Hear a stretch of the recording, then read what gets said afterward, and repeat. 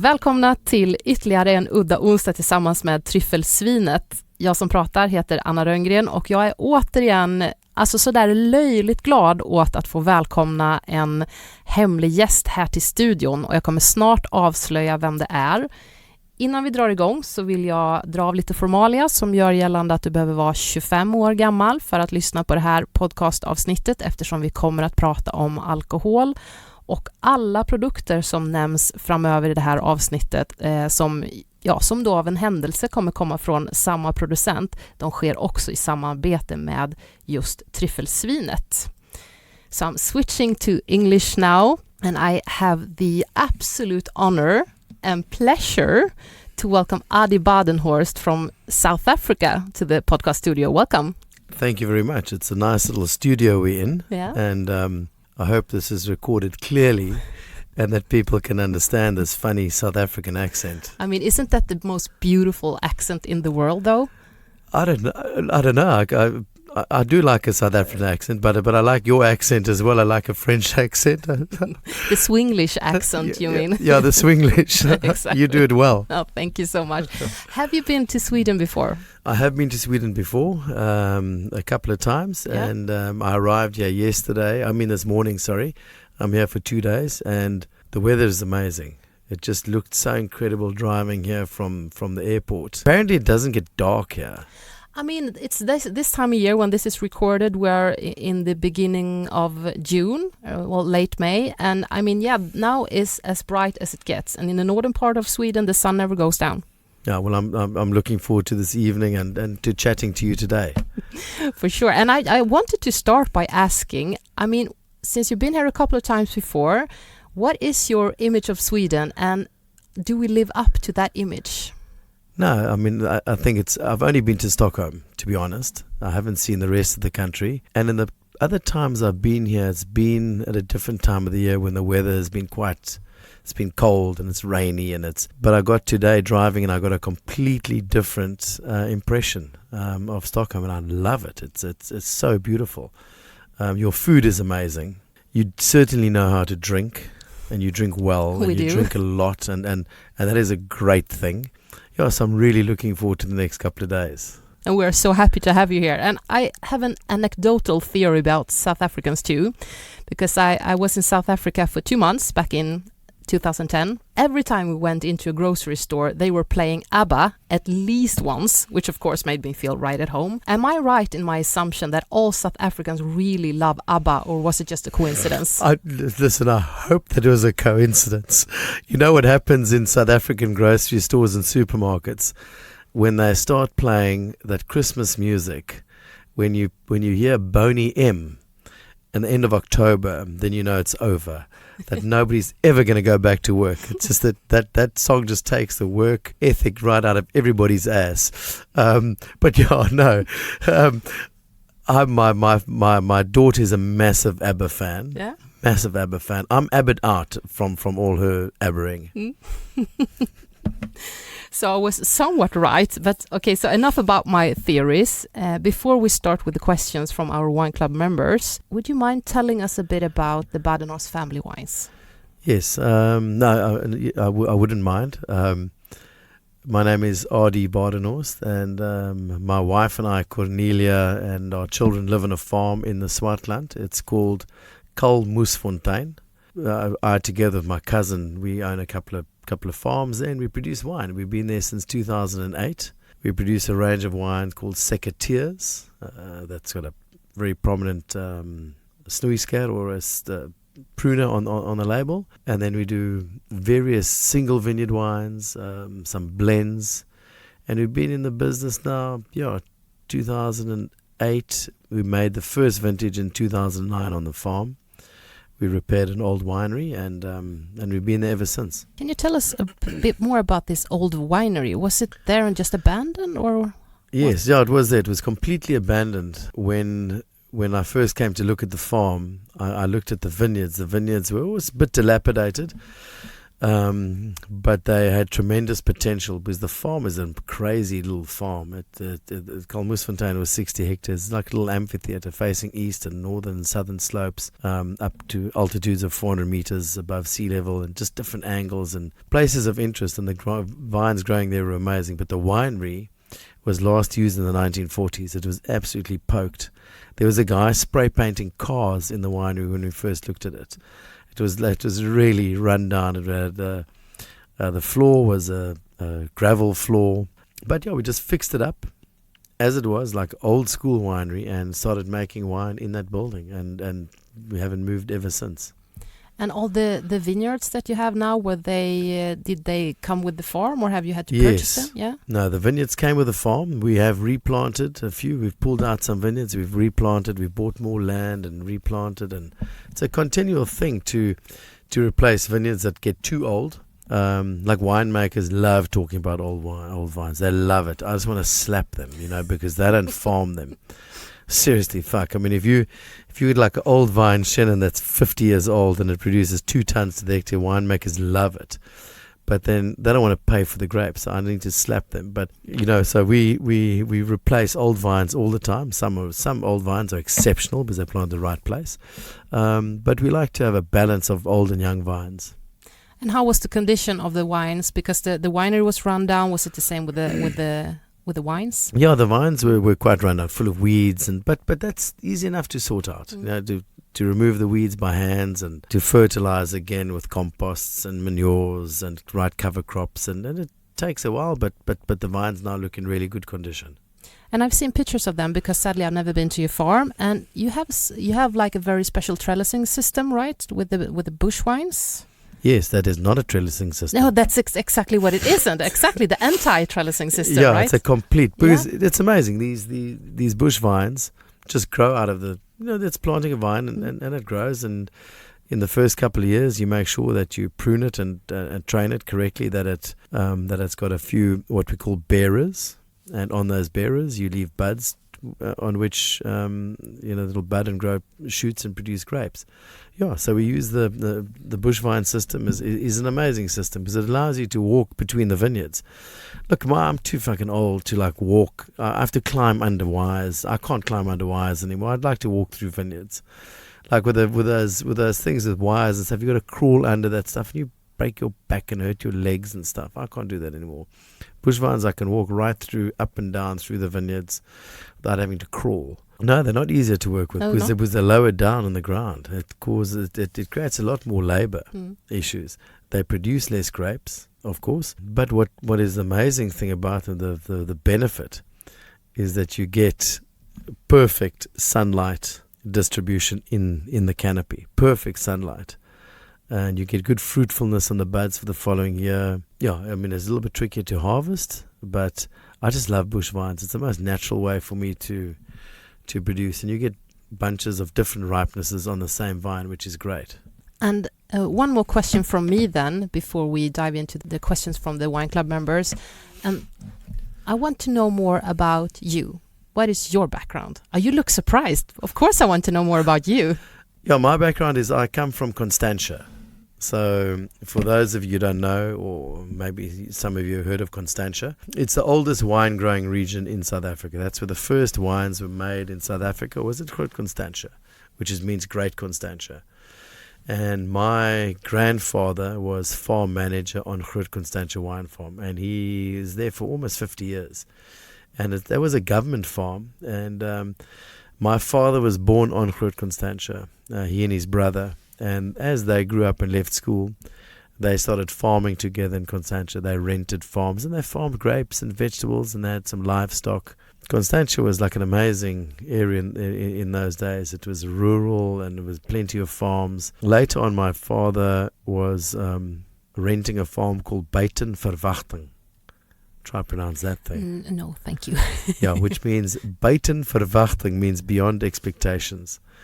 So that's where I grew up on that farm, and that farm was sold to a German guy, but my father stayed on. So that's my background. I went to school very close by, and I finished school there and went to university, studied a few things amongst other winemaking. Yeah, then after school, I traveled a bit, worked wine areas, a few different wine areas, and then got a job in South Africa and was for many years the winemaker at Rustenburg Wines in Ida's Valley. And in 2007, I left there, and then we bought Kalmoesfontein. That's my story. I'm sticking to it. It's a good story. I'm quite nervous now. Is this questions that people have sent you? Yes. Oh my goodness. They are not super hard. I actually picked the ones that I thought was the most interesting. And the easiest. And for the me to answer. easiest. Fantastic. Exactly. But they're all about you, so they should be pretty easy to answer. No philosophical. Philosophical. Philosophical, yeah. Damn, my English today. No, your English is brilliant. So the first question is, when did you know that you wanted to be a winemaker yourself, and would you recommend it to your kids? Yeah, look, we're actually going through that thing now. We've all got children. Well, not all of us, but I mean, so your children arrive at a certain age. My son is now 17. My daughter is 14, going on 15. So he now is in final year of school. But already at the age of 15, you need to make decisions at school in South Africa. Really? For your subject choice that will determine what you can study afterwards. So you need to decide, okay, I'm going to study sciences or mathematics, so you need to make those decisions at the age of 14 and 15 for what you might study after school. It's a terrible system. I mean, when you're 14, I recall when I was 14, I was like... Exactly. Yeah. My daughter and I, we sat down the other day and she said, she said to me, what do I need to study winemaking? I said, these are the kind of subjects, but remember, you just study what you want to study. But she's just choosing subjects, school subjects. My son has to make a big decision now of what to study, and he doesn't know. He wants to come back to the farm, but he wants to play rugby first. He said rugby first, study second, and then he'll come back to the farm. But I knew quite early on what I wanted to do, that I wanted to make wine. I made a bit of wine when I was at school, working with a winemaker, Jean Daniel, that was the winemaker at Badenhorst. He let me make a bit of wine. And I heard you were 13 years old when you made your first wine. Is that true? Yeah, 13, 14. Yeah. It was horrible. No, it was bloody terrible. It was Pinot Gris. It was probably the worst wine like ever. But, we did the full process and I bottled it, and the valuable lesson. So I've always enjoyed it. So it was... Yeah, I knew then, but I'm very fortunate. Most people we don't know what we want to do until you're 30, to be honest. Exactly. I was just very lucky. And if your kids were to do it, you would encourage them? Yeah, of course. Yeah. Your second part of your question, sorry, was would I recommend it? Yeah, no, completely. It's a fantastic job because it's so multifaceted. You're working outside, working with vineyards, you're planting stuff, you're not only working with the vineyards, you're working with the soil. You're working with a life that you can't see under the soil. And then obviously the winery, the blending, the fermentation, that's just magical, man. There's things called yeast that convert sugar into alcohol. It's crazy shit. It's amazing. I mean, I can't see them. But the tanks start like bubbling and people tell me it's yeast. And there's an unseen world. And there's a magical thing in that. And yeah, I'd completely recommend it to anybody. When are you the most happy within the winery? Where's your happy place? I think like arriving in the morning, meeting everybody, meeting the cellar team, having a chat, planning the day. That is really nice. And then I generally go off and look on the farm stuff and come back. But I think at the end of the day of harvesting, when I know the guys, the workers have been picking all day, and it's been hot and it's been unpleasant, and the grapes are in the cellar and they're in the cool room and they're busy being cooled down, and you can smell the start of the first few fermentations wafting through, and you're sitting there drinking a cold beer and listening to Rodriguez. That is amazing at the end of the day. The next question is, what kind of wines do you strive to make? That's a bit philosophical, maybe. Yeah, it is a bit. I mean, it's difficult we don't strive to make any particular style. I don't have a wine in mind when we make our wines. I mean, I drink a lot of wines. I've tasted a lot of wines, and there are some wines that I just love, and I love the way they age, and I love the aromatics or their structures, or I really like the people that make the wines. But there's not one producer or one wine that I strive to make. We just want to make what we can make, and all we can make is our wines from our property. I don't want to use our grapes to try and pursue another style. So that's why, like with our white and red blends, we pick everything together on the same day. We make one decision to pick 5 or 6 varieties or 12 varieties together, and we make that blend. Doesn't matter the maturity level if they are different. Yeah, but what is maturity? I don't know. I don't know what it is. No, I don't know that's what, true. like, people talk about ripeness. I don't know what ripeness is. Like, to you, if I give you like a peach from South Africa that I know is like green, and you'll say, oh, that's really juicy. We've got different perceptions of ripenesses and freshness and juiciness, especially north and southern hemispheres. But yeah, ripeness is just a number, But when you look and you're picking grapes together, you want that balance of acidity, lighter tannin, heavier tannin, riper, more sugar. So that's how we try and pick everything together at the same time. You make something that's more authentic. You make one decision, when to pick. The next decision is when to bottle.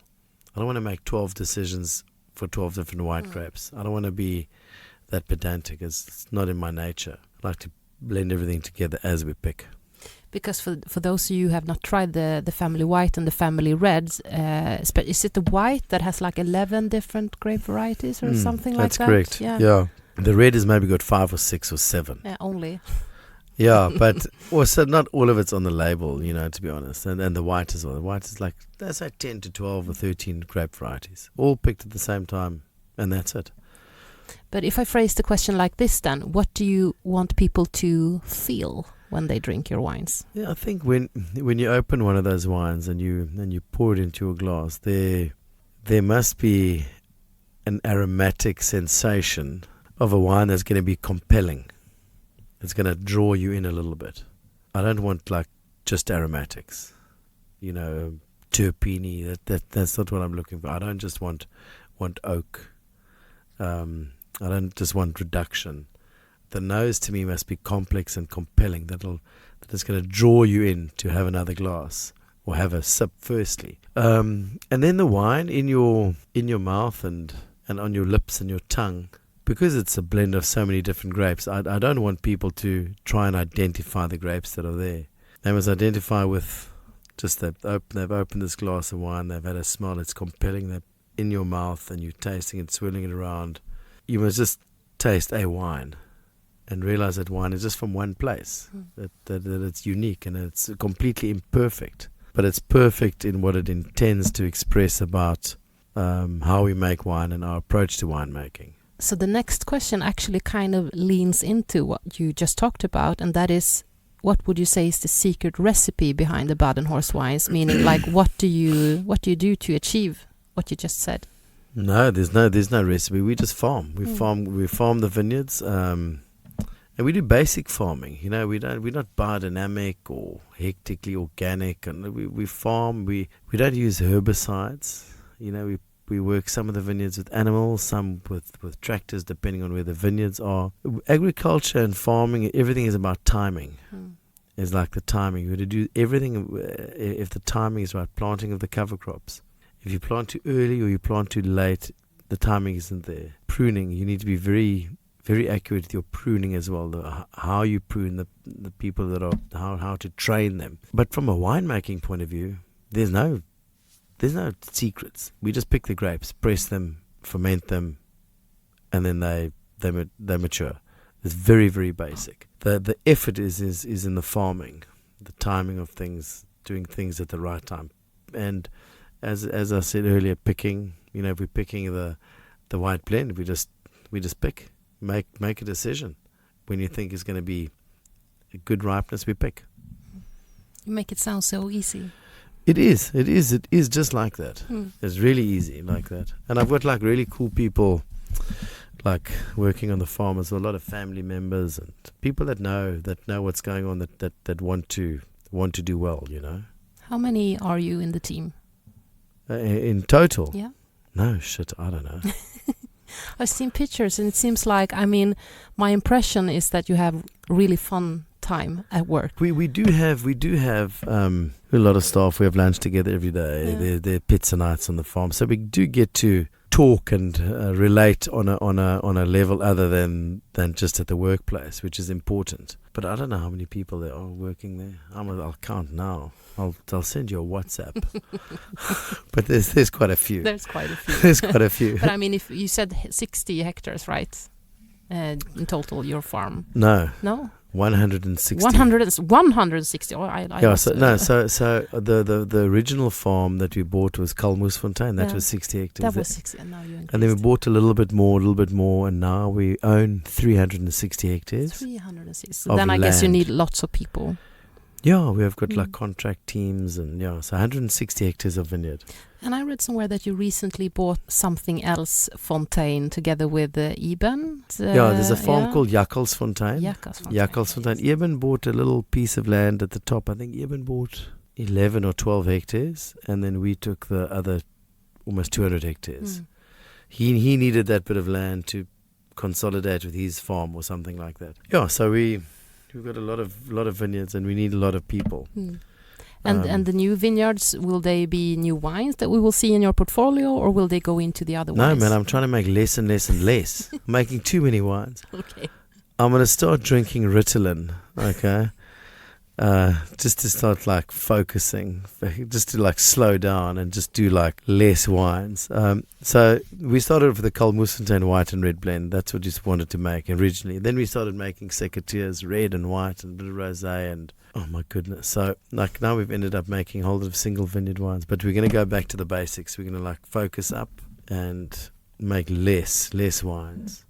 That's the plan. Make my life simpler. How would you describe Swartland to someone who has never been there?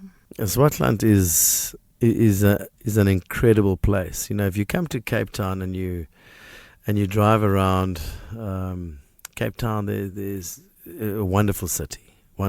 Trees, mountains, Stellenbosch, incredible town, wonderful oak trees. But when you drive, you know, one of my favorite places in South Africa is an area called the Karoo, where there's vast, there's expanses, it's open, it's humble. And the Swartland is like that for me. There's a humility in the region. There's farmers there that farm. They've got mixed farms. They farm grain, they farm some animals and some grapes. They haven't spent all their money on their front gate. You know, these are just proper farmers, and they're salt of the earth people. That for me like makes Swartland very different from the other areas. There's a sense of camaraderie amongst the winemakers now, and of course the farmers. Yeah, you know, one of the guys that works for me, his name is Melvin Deezer. He's from Zimbabwe, and I went to go and fetch him just here in the year of COVID. He came back from Zimbabwe, and I fetched him, and we drove onto the farm, and I said to him, Melvin, hey man, how's it going there in Zimbabwe? He says, no, it's terrible there. It's terrible. There's no food left, and it's shitty. And as we drove into the farm and onto Kalmoesfontein, and he said to me, but there's oxygen here. I said, what did you say? He says, no, there's oxygen here. I said, what do you mean? He said, yeah, there's life. You can breathe here. There's space. There's life. And I thought, geez, that is like an amazing thing. So we've put that on the back of our labels. I've seen that. And that's how I feel about the Swartland. There's oxygen here. There's space. There's humility. Incredible area, really. Thank you so much for telling me that story, because I've seen it on the back labels. Because as I said, if you were to look in my wine fridge at home, there's so many wines from you. And I've been wondering, and I felt there must be a story there to tell. Yeah, that's the story. Melvin Deezer. Melvin Deezer. Thank you, Melvin. Yeah, Melvin's a legend of a human being. Yeah? Legend. So did you actively look for a winery in Swartland, or did Swartland look for you, basically, when you decided to open No, your I own looked farm? in the Swartland. Yeah. Swartland didn't look. No, Swartland's got better things to do than to look for me. No, my first job ever was in Darling on that west coast. So I got an idea of the Swartland, and obviously I'm friends with Eben. When I was at Rustenburg Wines, we used to buy grapes from some of the farms in the valley where we are now. Bought some Semillon Chenin Blanc way back in the day, and There's a property called Porseleinberg, a really famous wine made by a guy called Kalilo. We used to buy those grapes. Also in Stellenbosch. So I knew about the Swartland. I knew that this was an amazing area, and I'd been to visit Eben once or twice, and that farm just happened to come on the market at the right time. The timing was just perfect. It's all about timing in life, The guy was tired of painting cars. Yeah, so the guy I bought from, he actually had 2 farms. So we bought the one, and he's got another one further up the valley. Got rid of the panel beater, and we moved in with a bit of paint. That's it. So the next question is actually very much related to this as well. And the question goes like this. I love your labels. Please tell me about the design process. There are Easter eggs everywhere I look. Yeah, so that was the whole point of these labels. We wanted to make labels that were artistic. And if you can't read and you look at that bottle, okay, there's grapes and it must be wine, something to do with wine. But there are little nuances on the labels. The guy that designed it is a friend of ours. He and my wife used to work together, and the brief was like we've got quite a Germanic surname, Badenhorst, and we wanted something sort of old school, kind of looking with bunches of grapes, and from there on, I mean, it just developed, So you'll see on the center of the label there's a swan, a three-headed swan, yes. And then either side of the swan there are these reeds, these little reeds growing, and they look like water reeds. So the farm is called Kalmusfontein. Kalmus is a water plant, the Calamus acorus. It's a hallucinogenic water plant. If you chew it, it puts you on a nice trip. And really? Yeah, really. You chew it. It's very good for stomach pains, menstrual cramps, and sore throats. That's how the old people used to use it. And the Dutch in South Africa called it swan bread or swan fruit. That's why our swan has got 3 heads. It's like a little bit trippier. When you see him, it's like a little bit trippier. So the swan is actually high. Yeah, the swan is, or you are high looking at the one end. Anyway, you don't have it to one end. Yeah. And then you'll see there's a horseshoe. Yeah. There are grape flowers, male and female grape flowers. What else is there? There's a beetle on there. There's a beetle. There's a little beetle which is a vineyard pest. Okay, yeah. It's a vineyard pest. It's called a calander. Yeah. And they come out in October. I named my daughter after that. I was just going to say, isn't that your daughter's name? Yes. Yeah, is she a little pest? She's named after the pest because her birthday was supposed to be the same day as that these things are out in the vineyards. No, so there's various things, there's various things because I want the labels to tell a story and I want them to be complex. If you want to be zen, you be zen in your bathroom, but like on a wine label, like, show me what's going on, what's it about. They really stand out. And what I will do, for those of you who haven't seen it, I will put it on our Instagram, Tryffelsvinets Vinklubb, so you can see it. And also please tell us about, because on some of the bottles there are a little sécateur on the label, and on some of the bottles there's a little jackal. Yes. What does that signify? That's to mark halfway in the bottle. Yeah, so... Yeah, that's just so that if when you get home and you've had like a tough day and you pull that bottle out of the fridge, you can put your thumb on the jackal or the secateurs and just throw it straight down your throat and then give the other half to your partner. Then it's going to stop any like arguments. It's like perfectly way to share a bottle of wine. 50-50 both ways. But it comes from an old South African wine called Oomtas that used to have a little mark on a 7. And the people that drank Oomtas used to walk into the shops and put their thumb on the 7, which is a printing error in the label, and then they just share a bottle. So that's just for us, just to stop like domestic upsets, partners fighting with each other. So now you drank past the jackal. Oh no, you drink to the jackal or the secateurs. That's your half. Are there any of these Easter eggs that no one has yet to discover? To discover, exactly. I have not seen the beetle, so I need to go back and check. Are there any other ones that no one has discovered yet? Yeah, on some of them there's a bat and a pangolin. And what does that signify then? I don't know. We just decided to put it on. Yeah. One vintage. Yeah. You'll have to find that. What else is that? There's a little mouse there, I think. And on the back side it always says, "Don't drink and walk on the road, you may be killed," or something like that. And Which is true. Don't drink. And, and it also says on the back label of the friend of mine that did our labels, he said, I said to him, you must leave a place here where we can write something about the grapes, the vineyards or whatever. And so he left it a placeholder, but he said, here comes your text about every wine, about how high and how dry the vineyards are and how they're irrigated with your tears. And I thought, oh man, bloody brilliant. Just left it like that. You did. Yeah, I left it like that. I mean, so he obviously did a very good job. So I'll put it there so you can see it. So there is a question. You touched this subject in the beginning, and the question goes like this. I read that you've done harvests in both France and New Zealand. What are the biggest differences to South Africa, in your opinion? And did you bring any winemaking techniques home with you? Yeah, I mean, I worked in France. I worked in Saint-Emilion. I worked for a place called Chateau Angelus, and that was amazing. That was amazing. I really enjoyed it. I with Hubert Boyard, I got on really well with him, and we were students, and it was fascinating just to see that tradition and the way the guy farmed and the difficulties they had, with the weather and stuff, and just that culture. There was when it rains, the whole village is depressed. Really? Yeah, I love that. Yeah. In New Zealand, I worked in Auckland for a place called Delegates and Wither Hills, night shift at the one, day shift at the other. Bigger wineries, working mainly with Sauvignon Blanc, Chardonnay, Pinot, and that was quite intense. It was really intense. Yeah, but I loved it. I loved it. I loved living in New Zealand. I loved living in France. But when I came back to South Africa, I don't think I took anything from a stylistic point of view.